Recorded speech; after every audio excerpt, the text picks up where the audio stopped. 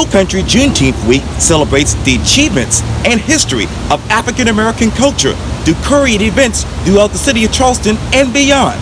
Today, I talk one-on-one with the co-founders of the event, which will happen June 14th to June 20th, Latisha Manigault and Cedric for this edition of Quintin's Close-Ups. And if you haven't already, subscribe to my YouTube channel and like Quintin's Close-Ups on Facebook. Latisha Manigault and Cedric welcome to Quintin's Close-Ups. Thank you. Thank you for having us. Thank you as well. Oh, you're very welcome. Obviously, you all are the co-founders of Lowcountry Juneteenth, and obviously, it's going to be an inaugural celebratory week of educational and entertainment events from June 14th to the 20th, powered by Chucktown Media and Promotions and Acts of Kindness USA. But let me ask you this. Why Lowcountry Juneteenth? Why now? Well, why Lowcountry Juneteenth? We wanted all different municipalities to feel included. Charleston, Mount Pleasant, Somerville, North Charleston. There are so many different cities that combine locally, and we didn't want anyone to feel excluded. So that's why we came up with Lowcountry Juneteenth week. And why now, Latisha? Well, why now? I think more than ever, we need to know a little more about our history, the foundation, why we do what we do. And with Charleston being basically, I would say, the, port of entry for slaves, we need to make sure that we do not lose all the information about our culture and how it happened and what happened. So we have to just keep spreading the word about it and keep talking about it, and making sure generations to come will know about it so that it will last generations to come. And what's educational and entertaining about Juneteenth? Well, what's educational about Juneteenth is that we have several different webinars, platforms, podcasts dealing with everything from health benefits to real estate investment, economic empowerment. So that would be the educational part. And then there's the history part of Juneteenth, where we deal with the cultural aspects of African Americans and our contribution, not just here in the U.S., just all around the world. And then as it pertains to the entertainment part of it, we have one of the best formatted concerts. We have award-winning award-nominated, 2020 Tony, Raheem Devon, which was Grammy nominated. Lacey. We have an artist by the name of Vibrato. So that's the entertainment part, but we also have a cultural village and so many other fun-filled things are part for the children. So as far as the entertainment part, yes, that's all included, yes. And I know Lowcountry Juneteenth Week LGW celebrates the achievements and the history of the African American culture by highlighting Black-owned businesses with curated events throughout the city, including the performances, exhibits, seminars, and other festivities that you just mentioned. Let me ask you this: how many of those Black-owned businesses are there here in the Lowcountry? Oh, I know there's countless. I really don't know exactly how many. Because, especially during COVID, there were so many people that were home and they just started, going after what they knew and putting their passion on paper and putting everything to work. So there's new Black African American businesses opening every day. So I really don't have that number, but we're very excited that it's happening. And how many of those particular minority-owned businesses will be participating in this event, Cedric?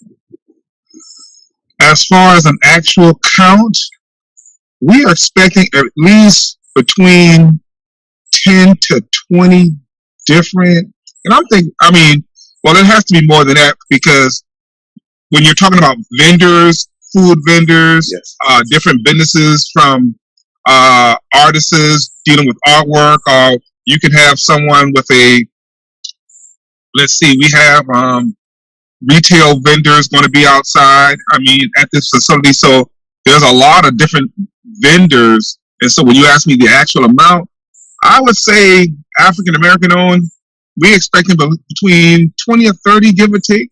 You know, it's a hard count to come up with, but we have a good participation of minority owned businesses that are going to be.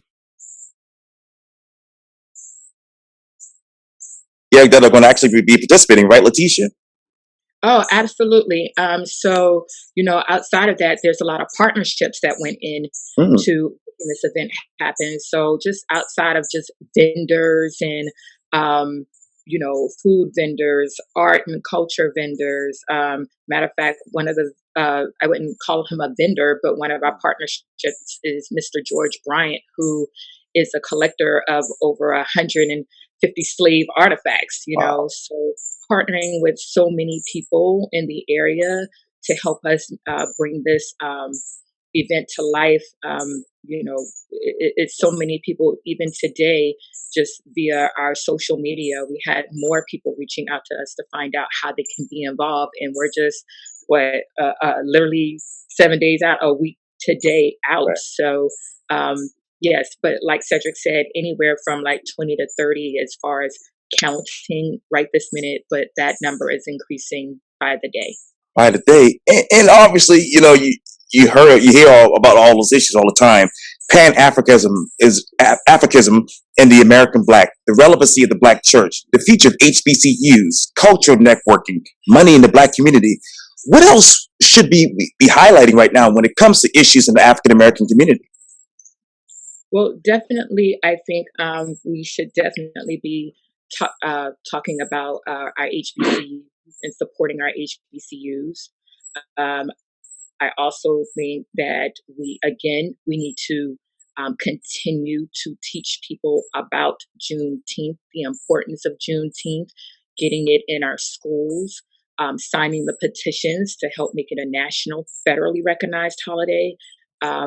Things that we can, just there's so many things, but with the climate and everything that's happening in today's world, so I just think education is key to making sure that you know Lowcountry Juneteenth, well, not just Lowcountry Juneteenth week, but Juneteenth as a whole is well known in our city. And Cedric, of course, you're an entrepreneur and a businessman. What's your perspective on these issues? Well, I'm gonna piggyback again off of Latisha here, and my thing would be forgiveness. I think that Juneteenth and what's going on in our community should be based upon forgiveness. And the reason why I'm saying forgiveness is because so many African Americans are typically first time entrepreneurs. So they don't normally get it always right the first time.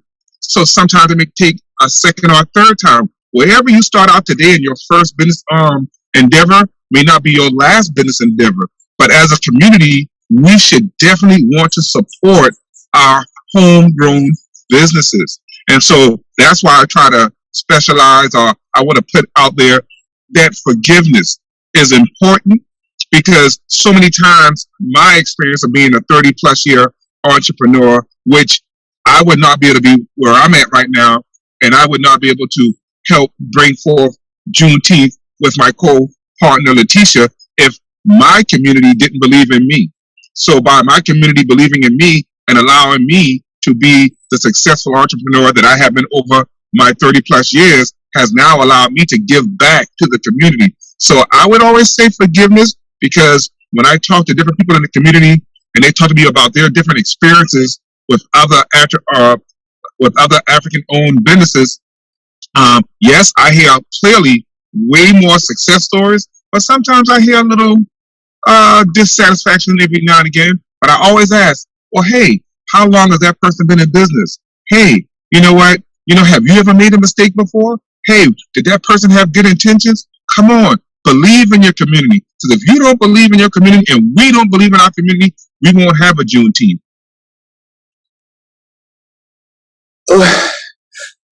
what is the state of the community? What's the quality of life right now in the community that you see and go around, look around and see? Well, Well, Latisha, no, go ahead, Latisha. You might take that. well, to me, I see growth, Okay. and I see, you know, that we are, basically trying again. Like I said, during the pandemic, a lot of people started, you know, taking notice of what they wanted to do and what they were passionate about. And so I see that we are growing as a community. I see that we have made great strides as a community, as business owners. I see that we are, educating ourselves to see how we can be more savvy to accomplish the things that we want to accomplish. So I see basically growth, and I'm excited about what's to come because if all these businesses that occurred since COVID have came out and about, I see a lot of people that are actually leaving their jobs and really just going into entrepreneurship. And my partner, Cedric, he's really, really big on ownership. And so I'm excited about what's to come just from what's happening now, and I can't wait to see what it's going to be about 5 years from now. And Cedric, what will ownership be like, and entrepreneurship be like for the African Americans in the next 5, 10 years? Woo, man, I'm optimistic because more and more I'm hearing about banking institutions um, widening their scope of financing because economics and financial, independence is critical. I mean, without the finances, it's hard to start a business. Without access to capital, is difficult. So we know that here in our local economy of the Lowcountry, the Tri-County area, we're seeing different lending institutions coming up with better ways of financing, and then with our educational standpoint side, we're trying to educate people on what is required to meet financial uh, these financial criterias to have access to the funding. So as people learn how to get better access to the funding, then I expect to see the growth grow within the African American community as far as business development is concerned. And Latisha, what more should we be made aware of in regards to Juneteenth? Well, we had the pleasure of hosting Miss Opal Lee here in Charleston this week. We had a luncheon with her at Middleton Place, and she was just a pleasure, to be with over the last few days. And if you don't know who Miss Opal Lee is, please look her up, find out more information about her. But she's the 94-year-old lady that's been, yeah, Yeah. Cedric is holding up her pamphlet that we had at the convention. But she's the 94-year-old lady that has been marching to help make Juneteenth a national federally recognized holiday out of Texas. And she's 94 and she has more energy than all of us. Some of the things that I learned from her over this past week was amazing. And so just making sure that we are speaking with our congressmen and our senators and just reaching out to them about what we want to see more of. Because if we're not letting them know that this is important to us, it's not important to them. So just reaching out to them, letting them know that Juneteenth is something that the people want, that we need to have in our schools, that we need to make sure that our children are knowing about it, that even some of our adults need to learn more about it, signing those petitions, you know, getting involved in doing the walks with Miss Opal Lee. She has a virtual walk that she has to bring awareness. But there's so many things that we need to know, that this is not just a party for us. This is our Freedom Day, our Liberation Day, and we need to hold that close and dear in our community. And let me ask you this, Cedric. Why do you think it has taken so long for many of us to find out about Juneteenth? Man, that's a real loaded question, but I have to be sincere and real with our culture. I've heard whispers about Juneteenth, but maybe not until about 2 or 3 years ago I started to understand Juneteenth, and then last year we tried to put some resources behind it because of the pandemic. It really hurt us. So when you ask, well, why don't so many people know about it? I think for me, until people of interest put resources to get the information out, then fewer people will know about it. I know that since me and Latisha partnered and have created Lowcountry Juneteenth week, I can't tell you how many countless people had not known about Juneteenth and what it actually meant. And then when we talk about Miss Opal Lee, when we brought Miss Opal Lee to the city, so many people had not known who this lady was and what her contribution in her lifetime of works was as far as getting information out. So now we are a part of that now. Latisha and I are part of that group of people that are making an honest effort, not only to put our time, but our finances behind an event to give information to the community, to give powership and ownership in our culture in a manner that makes us feel proud. And so we can all hold our head up about an event that we believe is based on us. I mean, I've always known about 4th of July. I've always shot fireworks in the whole nine with the family. I'm 50 years old. Until about 3 to 5 years, had no clue about Juneteenth and what the impact Texas had on this situation. So until people, and that can be all races, because Juneteenth is just not about the African American community. There were a lot of mainstream individuals that had a huge impact in our freedom. So you can't say Juneteenth is actually just about the African American community, because other folks had an impact in our freedom. At the same time, African Americans need to step up to make sure that Juneteenth is a federally, nationally recognized holiday, and we can put the information out about the African American experience. We want our experience to be exposed and our contribution to be exposed in our country in a positive light. Because yes, slavery left its mark, but we don't often talk about the positive contributions that African Americans have made to this country. And so this is our agenda, I'm going to say one part of our agenda, and what we want to help to facilitate to the country. Well, let me ask you this, Cedric. How do you want these lawmakers to step it up when it comes to Juneteenth? Well, I'm not a lawmaker. I'm not in Congress. I'm not in the House of Representatives. But I would say lawmakers receive tax dollars. So my African American dollar goes into the tax base.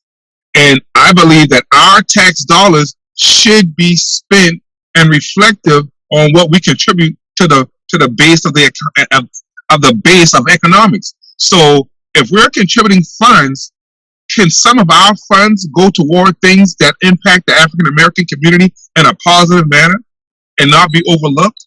So as a lawmaker, if your job is to represent the community and be an extension of the community, then hopefully we can start to better see what the needs of the community are and then put forth resources to help bridge that gap. So I would hope that lawmakers would look into what's going on in the African American community and try to find out what's important to them, and then help facilitate what's important to them.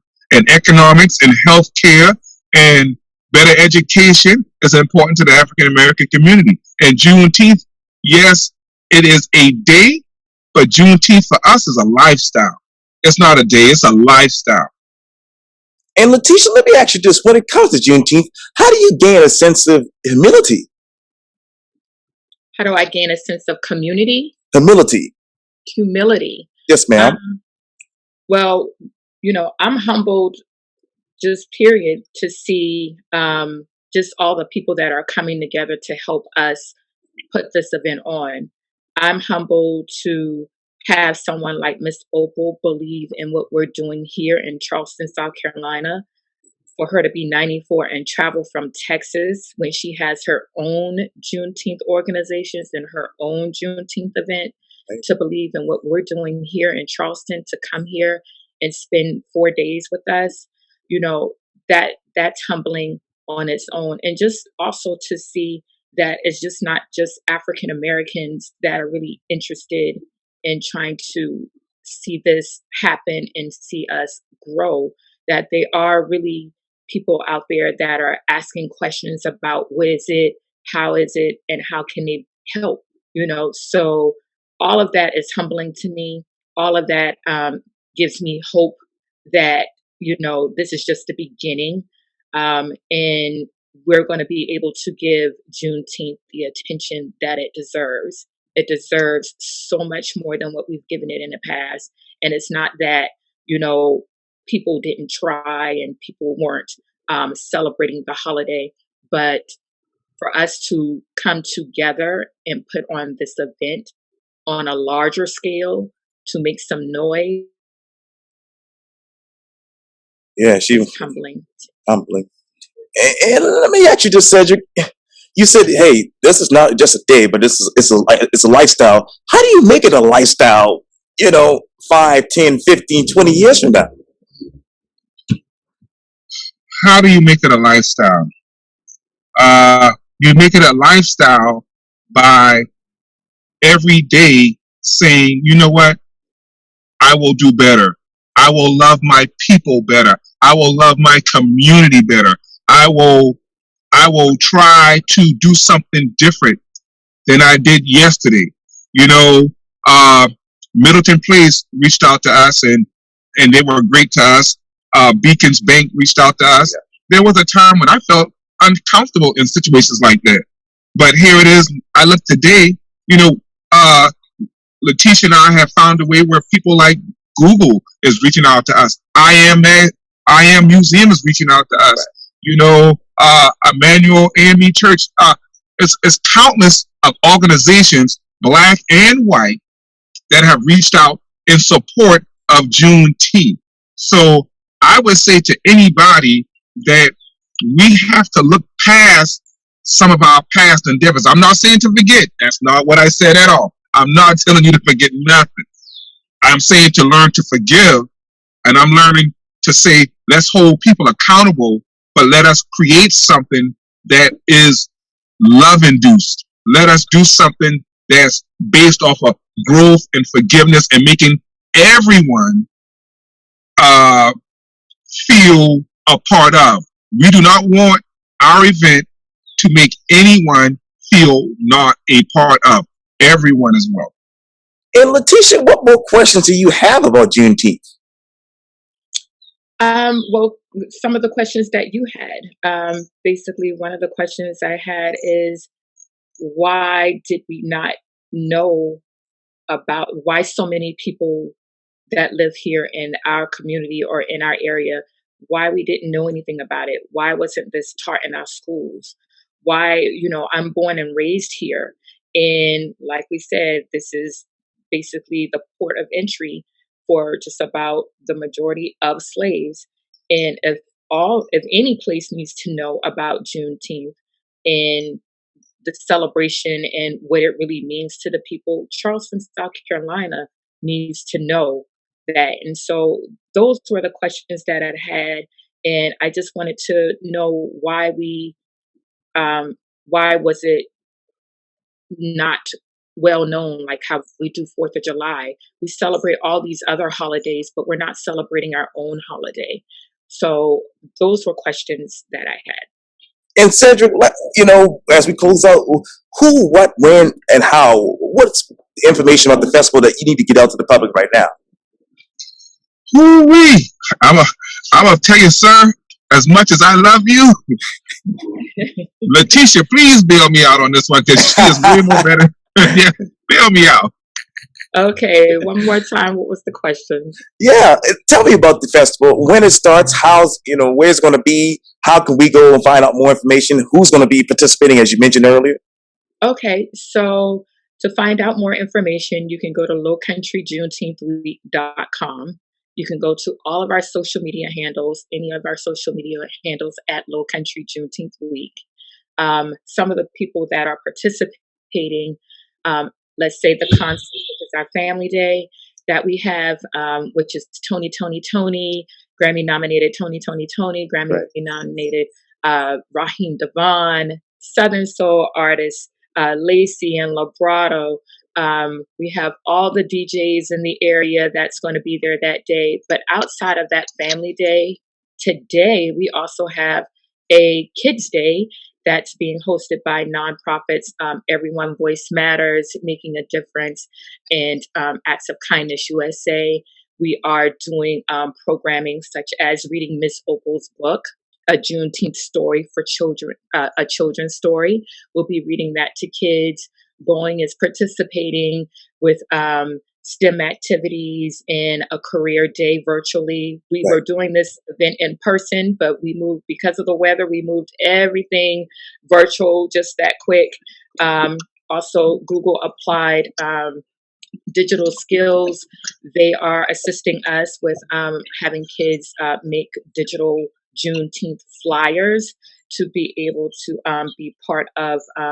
Cedric is holding up Miss Opal's book there for you, but we also have Anita Baker tribute with Zandrina Dunning Wow. and Black Diamond. We're very excited about that. That will be taking place at Charleston Music Hall.